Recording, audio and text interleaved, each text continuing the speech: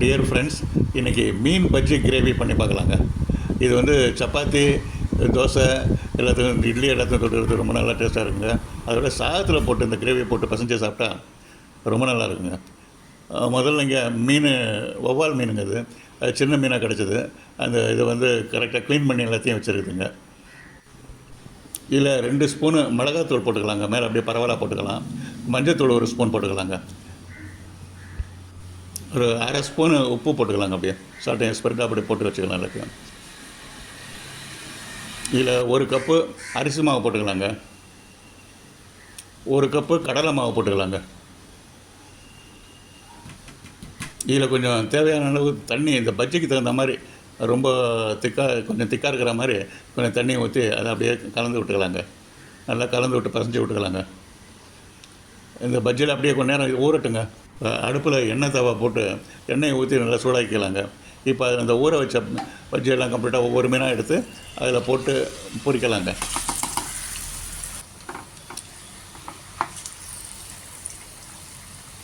இதை பொரித்து எடுத்து வச்சுக்கலாங்க எல்லாத்தையும்.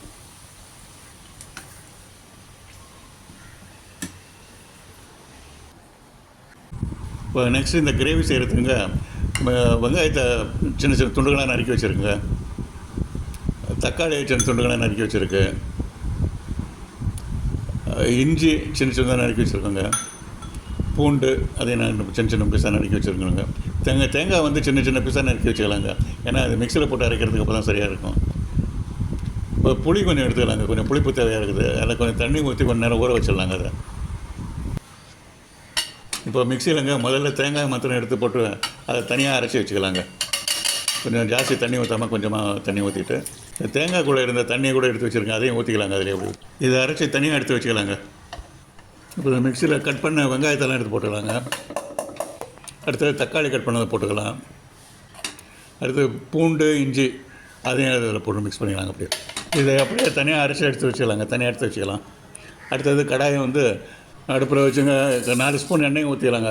ஊற்றிட்டு அதில் வெந்தயம் போட்டுக்கலாம். கொஞ்சம் வெந்தயம் நல்லா பொரிஞ்சோடனே அதை நம்ம மிக்சியில் அரைச்சி வச்ச எல்லாத்தையும் அந்த இதை அப்படியே அதில் ஊற்றிக்கலாங்க. அப்படியே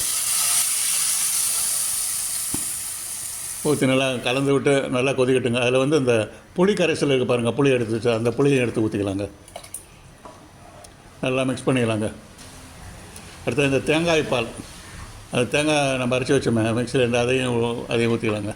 ஊற்றி நல்லா கலந்து விட்டுக்கலாம் எல்லாத்தையும். இதில் 2 ஸ்பூன் மிளகா பொடி சேர்த்துக்கலாங்க. 2 ஸ்பூன். அடுத்து ஒரு உப்பு சேர்த்துக்கலாங்க. உப்பு கொஞ்சமாக சேர்த்துக்கலாம். அப்புறம் டேஸ்ட் பார்த்துட்டு என்ன வேணால் சேர்த்துக்கலாம். அப்புறம் நல்லா கொதிக்கட்டுங்க.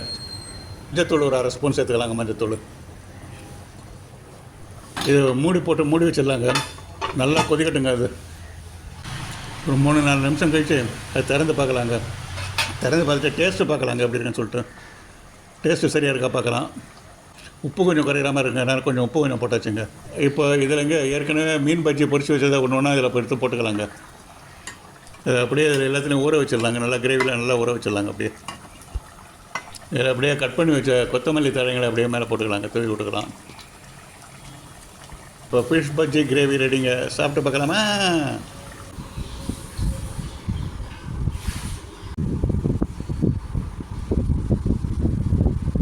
இப்போ மீன் கிரேவி வாசனை தூக்குதுங்க.